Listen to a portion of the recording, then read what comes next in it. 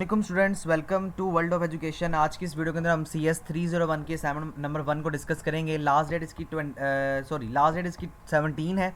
Make sure आपने 17 से पहले पहले अपनी असाइनमेंट को सबमिट करवा लेना है। आपने ना CPP फाइल सबमिट करवानी है, कोई दूसरा फॉर्मेट आपने सबमिट नहीं करवाना, वरना आपके मार्क्स काट लिए जाएंगे। प्रॉब्लम स्टेटमेंट देखें, C++ में आपने एक कोड राइट करना है जिसके अंदर आपने एक लिंक लिस्ट डेटा स्ट्रक्चर को क्रिएट करना है। ये बहुत इंपॉर्टेंट है आपके मिड टर्म, आपके फाइनल टर्म के हवाले से भी। तो हम आइंदा आने वाले इसको जो आगे आपकी इसी वीडियो में जो आउटपुट आएगा, मैं वहाँ पे आपको इसको डिटेल से बताऊंगा कि आपका थ्योरेटिकल पेपर मिड टर्म में अगर आएगा तो वो किस तरह लिंक लिस्ट से आपसे क्वेश्चन जो है पूछ सकता है।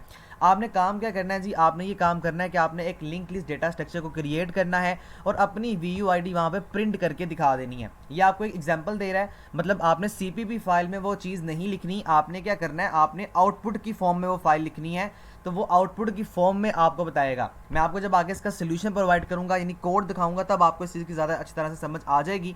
उसके बाद आपकी जो आईडी है उसके दो पार्ट्स को, मतलब आपकी आईडी को दो पार्ट्स में डिवाइड करेगा आपका प्रोग्राम। एक होगा ओड और एक होगा इवन। तो देखिए जी, ओड के अंदर और इवन के अंदर आपने ऐसा प्रोग्राम राइट करना है कि आपके ओड और इवन के दोनों जो नंबर्स हैं उसको आपका प्रोग्राम रिकॉग्नाइज करके चेंज कर ले, भाई ये नंबर आपका ओड है और ये नंबर आपका इवन है। ठीक है, आगे देखें तो आपने क्या करना है जी, आपने यूजर डिफाइंड क्लासेस नहीं बनानी है, आपने जो पहले से क्लास बनी होती है उसी को यूटिलाइज करना है। और आपने अपनी CPP फाइल के अंदर VUID लाजमी लिखनी है, वरना आपके मार्क्स जो है वो डिटेक्ट हो जाएंगे, कट जाएंगे। ठीक है जी, चलते हैं। देखिए ये आपके पास नोड है। नोड क्या होता है उस चीज़ को आगे जाके देखते हैं। इसने आपको एक ग्राफिकल रिप्रेजेंटेशन भी दिखाया हुआ है, ये देखें। इसे हम बेसिकली नोड कहते हैं। ये 1 है, ये 2 है, ये 3 है, ये नोड्स हैं आपके। आगे जाके आप ट्री डेटा स्ट्रक्चर पढ़ेंगे तो वहाँ पे जाके आपको इस चीज़ का ज़्यादा अच्छी तरह से इल्म जो है वो हो जाएगा। देखिए लिंक लिस्ट ऐसे बनाई जाती है, ये 1 है, ये 2 है, ये 3 है। कंप्यूटर इस तरह से लिंक लिस्ट को क्रिएट करता है। तो आपने इसी तरह की एक लिंक लिस्ट जो है वो क्रिएट करके बता देनी है। आपकी 1 से लेकर लेक्चर तक जो है, 1 से लेकर 10 तक आपकी ये जो है वो असाइनमेंट लेक्चर से पूछी गई है। तो आप लोगों ने करना क्या है, आपने अच्छी तरह से बातों को अंडरस्टैंड करना है, ताकि आप अगर ये पेपर में आए इससे रेलिवेंट कोई कॉन्सेप्ट जो कि आता भी है तो आपको पता हो कि हमें क्या बताया गया था। देखिए ये सिंपल सा आपका होगा, यानी कि आउटपुट। यहाँ पे देखो, ये आपकी आईडी के 9 नंबर्स हैं। ठीक है जी, अब जो भी आपकी आईडी है BC को आपने छोड़ देना है, यानी जैसे मेरी आईडी है 2004012334, जो भी मेरी आईडी है वो मैं एंटर करूंगा तो आपका एल्गोरिथम क्या काम करेगा जी, आपका एल्गोरिथम यहाँ से बेसिक आपकी चीज़ें उठाएगा और आपको वहां पे जाके पेस्ट करवा देगा, यानी कि वो रिकॉग्नाइज करेगा ये ओड है और ये इवन है। मैं आपको डायरेक्टली प्रोग्राम के ऊपर लेके चलता हूँ और फिर आपको वहां से समझाता हूँ कि मैं आपसे किस तरह से, या मैं आपसे क्या बात कर रहा हूँ। चलते हैं अपनी CPP फाइल के ऊपर। तो ये आपकी जनाब CPP फाइल है जिसमें हम आपको वेलकम करते हैं। और अगर आप पेड सोल्यूशन चाहते हैं तो आप इस नंबर पे व्हाट्सएप पे कांटेक्ट करें, यही कोड आपको दे दिया जाएगा जिसमें आप स्पेस वगैरह देके खुद से एडिशन जो है वो कर सकते हैं। तो चलते हैं जनाब। सबसे पहले देखिए, हमने हेडर फाइल को इंक्लूड किया, #include iostream.h, ये आपकी हेडर फाइल है। उसके बाद हम आते हैं जी मेन फंक्शन के ऊपर, और हमने क्लास ना ली नोड नाम से। ये जो आपको यहाँ पे नोड लिखा हुआ नजर आ रहा है ना, node basically is the class name. ठीक है जी, आपने क्लास ना ली जिसको आपने नाम दे दिया नोड का। ये आपके प्राइवेट पार्ट आपकी क्लासेस के होते हैं, आपने ऊप के अंदर इस चीज़ को बाखूबी देखा होगा। प्राइवेट पार्ट और पब्लिक पार्ट ये आपकी क्लास का हिस्सा होता है। प्राइवेट पार्ट में वो डेटा होता है जो कि लोगों के सामने इनकैप्सुलेट नहीं होता, यानी कि उसमें आपकी प्राइवेसी का ख्याल रखा जाता है, प्राइवेट हिस्सा होता है।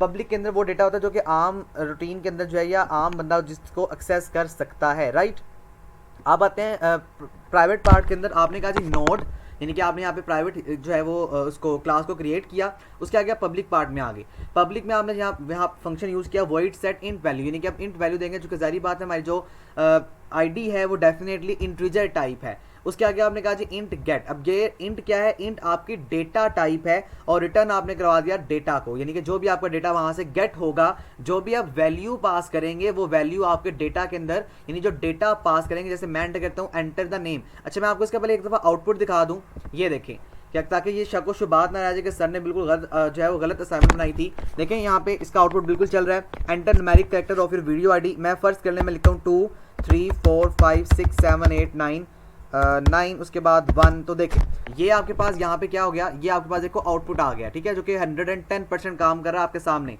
ये देखें यहाँ पे वो कह रहा है न्यूमेरिक कैरेक्टर एंटर करो अपनी आईडी का। ये हमने सारे कैरेक्टर्स को पास किए और यहाँ पे देखो आउटपुट लिखा हुआ है और बाकी सारा इसने आपको यहाँ पे जो भी आपका ओड नंबर था वो देखिए इसने आपको बता दिया, जो आपका इवन नंबर था वो इसने आपको यहाँ पे बता दिया और मर्ज कर दिया इसने लिस्ट को। तो ये आपने यहाँ पे देखें मर्जिंग लिस्ट आपके पास जो है वो क्रिएट हो गई है।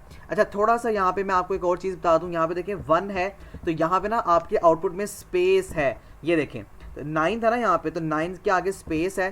तो यहाँ पे थोड़ा सा यहाँ पे देखें आप नीचे जाएं, अभी फिलहाल मैं आपको कोड आगे जाके समझा भी देता हूँ। अब यहाँ पे जाके एंटर करेंगे आउटपुट की जगह पे \n, ठीक है। इसका मतलब होता है कि नेक्स्ट लाइन में मूव कर जाओ। इसको सेव करते हैं और अब इसका आउटपुट हम जो है वो देखते हैं, क्योंकि यहाँ पे स्पेस होना ज़्यादा ज़रूरी है। आपके जो आपकी व्यू है ना आपकी असाइनमेंट, उससे आपका आउटपुट मैच करना चाहिए। हम कोई भी चीज़ एंटर कर लेते हैं, ठीक है जी, वो एंटर कर लिया हमने। अब देखें यहाँ पे हम देखते हैं हमारा मैच किया है आपकी आईडी से, तो ये देखें यहाँ पे स्पेस आ गया जो कि हमें रिक्वायर्ड था। तो ये बैकलाइन एन का नाम होता है, मैंने आपको ऑलरेडी इसको क्रिएट करके बताया हुआ था। बहरहाल यहाँ पे आपने इस चीज़ को अच्छी तरह से अंडरस्टैंड कर लेना जो मैंने आपको समझा दिया है। कोड के ऊपर चलते हैं। ये आपका शक्ल शुबा जो है वो हो गया कि बिल्कुल ये जो है कोड ठीक है, रन कर रहा है, काम कर रहा है। अगर आप खुद क्रिएट करना चाहते हैं तो आप इसको ज़रूर क्रिएट करें, और अगर आप ऐसे क्रिएट कर लें कोई चेंजिंग की ज़रूरत नहीं है आपको, ठीक है। और अगर आप पेड लेना चाहते हैं तो आप मुझसे इस नंबर पे कांटेक्ट कर सकते हैं। आगे देखें, हम कोड को समझ रहे थे, उसके आगे देखें हमने क्लास नाम की लिस्ट बना ली, चूँकि हम लिस्ट डेटा स्ट्रक्चर को क्रिएट करना चाह रहे हैं। उसके अंदर हमने नोड्स, यानी कि पहला हेड नोड होता है, फिर करंट नोड होता है, और उसके बाद लास्ट नोड।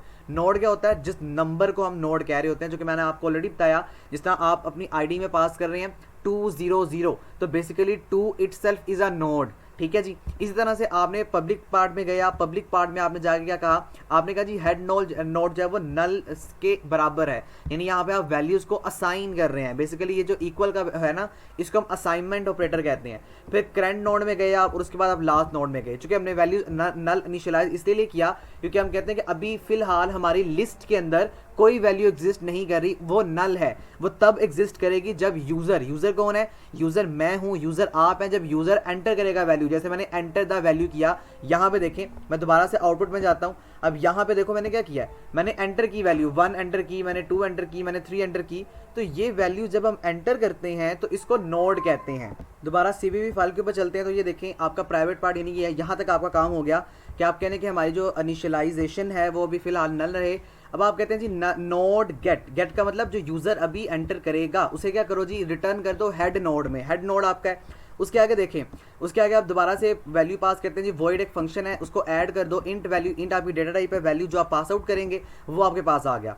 नोड मल्टीप्लाई, यानी कि static new node equal to new node, यानी कि वो क्या कह रहा है, इसको मल्टीप्लाई करके न्यू नोड में दाखिल कर दो, और उसके बाद यहाँ पे देखें उसको सेटअप कर दो। इसी तरह से अब हम इफ कंडीशन लगाते हैं, यहाँ से अब आपकी कंडीशन जो है वो स्टार्टअप हो जाती है। अब ये कंडीशन कौन सी है? ये वो कंडीशन अगर हम कहते हैं नोड नल है, यानी कि अगर यूजर ने कोई चीज़ एंटर ही नहीं की, तो क्या करो, करंट नोड से या हेड नोड पे न्यू नोड को ऐड करने के बाद उससे बाहर आ जाओ, यानी कि उसको न्यू नोड असाइन कर दो, और अगर वो एंटर करता है तो उसको एक्सेप्ट कर लो। सिंपल काम है। ये इफ कंडीशन है जो कि आप CS 201 के अंदर पढ़ के आ चुके हैं कि इफ अगर जो हेड नोड है वो नल के बराबर है तो हेड नोड को न्यू नोड के इक्विवेलेंट कर दो, यानी कि उसको असाइन कर दो, और लास्ट नोड को न्यू नोड के बराबर जो है वो असाइन कर दिया जाए। और अगर ये काम नहीं होता, अगर नल नहीं है, तो क्या करो, न्यू नोड को सिंपल सेट कर दो और उस कंडीशन से बाहर आ जाओ, ठीक है। ये काम आपका इफ एल्स यहाँ पे कर देगा। फिर उसके आगे आप आते हैं वॉइड नेक्स्ट के ऊपर। देखिए जी वॉइड नेक्स्ट एक और अगला फंक्शन, यानी कि नेक्स्ट का मतलब है, अब देखें इफ ये दोबारा काम होगा आपका, जो मैंने आपको बताया। अब जो काम आपने हेड नोड के लिए किया ना, अब वो काम आप करंट नोड के लिए करेंगे। अगर करंट नोड नल है तो क्या करें, न्यू हेड नोड उसको असाइन कर दें, और अगर ये काम नहीं है तो डेफिनेटली जो उसने न्यू नोड उससे दिया हुआ है उसको असाइन करके नेक्स्ट के ऊपर चले जाओ। अब यहाँ पे हम लगाते हैं जी फ्रेंड फंक्शन।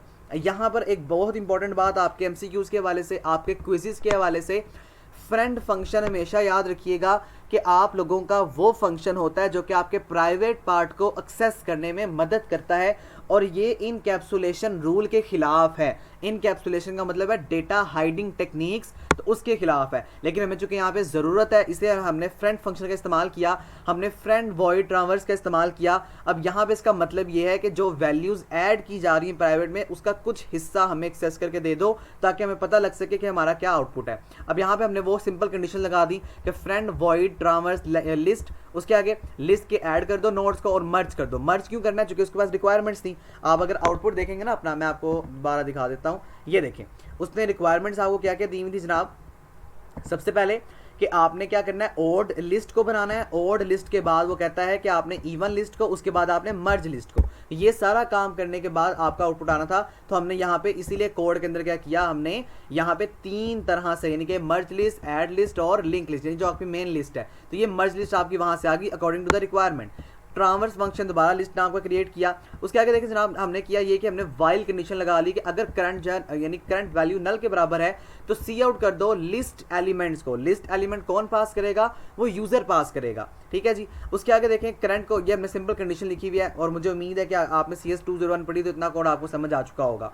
आगे देखें ऐड नोड्स। अब ऐड नोड्स के लिए क्या है, लिस्ट है, लिस्ट के आगे हमने इनपुट दिया, इनपुट यानी यूजर देगा, फॉर लूप लगा ली। यहाँ पे कंडीशन आप लगा रहे हैं कि अगर 0 से लेकर 9 तक है तो क्या करो, वो कहता है enter numeric character of your VUID, क्योंकि हमारी आईडी न्यूमेरिक जो है वो 9 तक ही है ना। ये देखें यहाँ पे दोबारा मैंने आईडी एंटर की तो देखो 1 2 3 ये सारे कैरेक्टर्स जो आपको नजर आ रहे हैं ये सारे 9 तक है, 9 से ऊपर नहीं हो सकते हैं, इसीलिए वो यहाँ पे कंडीशन इस तरह की जो है वो मार्क कर रहा है। अच्छा आगे देखें जी, सी इन याद रहे ऐसा फंक्शन जो वैल्यू को गेट करता है, जबकि सी आउट ऐसा फंक्शन जो वैल्यू को स्क्रीन के ऊपर प्रिंट करके दिखा देता है। आगे देखें आपने कहा जी मर्ज लिस्ट का सिंपल फंक्शन बना दिया और लिस्ट के साथ इसको अटैच कर दिया। Node, add node, current node वगैरह वगैरह जो भी आपने यहाँ पे काम करना था, ये सिंपल वो काम है जो आप ऑलरेडी करके आ चुके हैं कि नोड को ऐड यानी कि ओड करंट के अंदर, यानी कि ये वो काम है कि जो आपने प्रीवियस में भी किया था और शायद ये पहले भी असाइनमेंट आई हुई थी कि नोड स्टैटिक ओड करंट। अब ये जो ओड करंट है और जो ओड लिस्ट है इसमें डेटा को गेट करवाया जा रहा है। अब वाइल कंडीशन में दोबारा काम ओड करंट के लिए करेंगे और इवन के लिए, क्योंकि हमारे पास 2 ही 3 कंडीशंस थी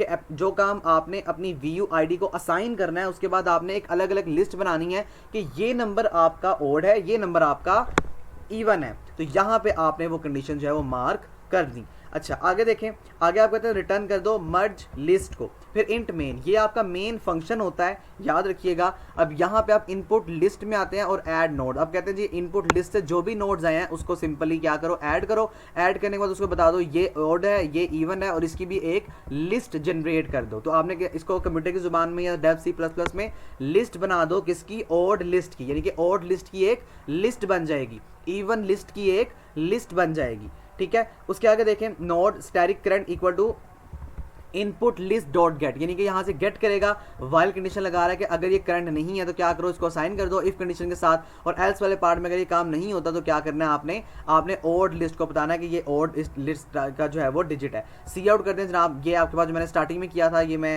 आपके असाइनमेंट का कोड जब लिख रहा था तो मैं भूल गया था, लेकिन वो जब मैंने आपको वीडियो बनाई तो मैंने उसमें देखा कि आपका आउटपुट में जो है वो एक स्पेस का डिफरेंस है। तो मैंने आपको बताया कि जो बैकलाइन एन होता है ना, इस बैकलाइन एन का मतलब होता है कि नेक्स्ट लाइन में मूव कर जाओ, या ये स्पेस के लिए इस्तेमाल होता है। तो अब हमने कहा जिस ओड लिस्ट को करवा दो। अब 2 दफ़ा यहाँ पे मैंने एन क्यों लिखा हुआ है, इसीलिए क्योंकि हमें आपकी असाइनमेंट के रिक्वायरमेंट के मुताबिक हमें जो है वो आउटपुट में स्पेस चाहिए थी। ये देखें तो स्पेस आपकी कैसे आएगी, बैकलाइन एन के साथ। इसी तरह इवन लिस्ट को आपने कहा और इसी तरह से आपने कहा कि आप मर्ज लिस्ट को क्या करो, सी आउट करवा दो। सी आउट याद रहे ऐसा फंक्शन जो वैल्यू को स्क्रीन के ऊपर प्रिंट करके आपको देता है और रिटर्न कर दो 0 को, और एट द एंड आपका आउटपुट जो है वो खत्म हो गया। थोड़ा सा कॉम्प्लिकेटेड कोड था, थोड़ा सा लंबा कोड है, लेकिन ये कोड आपके पेपर में इस तरह पूछा जा सकता है कि आप मुझे ये बताएं कि लिस्ट को अगर क्रिएट करना हो तो हम कैसे क्रिएट करेंगे। वैसे तो आपका पेपर ज़्यादातर ग्राफिकल आपका थ्योरेटिकल होता है जिसमें आपने ग्राफिकल रिप्रेजेंटेशन दिखानी होती है, लेकिन आप लोगों ने कोडिंग को अच्छी तरह अंडरस्टैंड करना है ताकि आपको अगर कोडिंग का क्वेश्चन आता है तो आपने पेपर में उस कोडिंग के क्वेश्चन को अटेम्प्ट करना है। यहाँ तक आपको मैं एक और चीज़ बता दूं कि आप लोगों ने इस असाइनमेंट में कुछ भी चेंज नहीं करना, आपकी चेंजिंग नहीं होगी। सिंपल हाँ ये ज़रूर करना है, जहाँ पे मैंने ये लिखा हुआ ना welcome to world of education, आपने यहाँ पे जाके अपनी आईडी पास कर देनी है। लाइक मैं अपनी आईडी पास करूँ BC4 जो भी मेरी आईडी है, देखिए मैंने अपनी आईडी पास कर दी, डेट्स इट, ठीक है जी। तो ये आपने काम ज़रूर कर लेना। बाकी आपने अपनी आईडी के लिखने के अलावा जैसे कोड मैंने आपको दिया है वैसे आप इसको राइट कर लें, इसमें आपने कहीं अपनी आईडी पास नहीं करनी। आप जब आउटपुट लिखेंगे तो यहाँ पे सारा काम होगा, यहाँ पे आपका आउटपुट जो है वो जनरेट होगा, जो कि वर्चुअल यूनिवर्सिटी के जो इंस्ट्रक्टर होंगे वो खुद करेंगे। मैं उम्मीद करता हूँ आपको मेरी बताई हुई असाइनमेंट जो है वो समझाई हुई समझ आ चुकी होगी। थैंक यू सो मच, अल्लाह हाफिज़।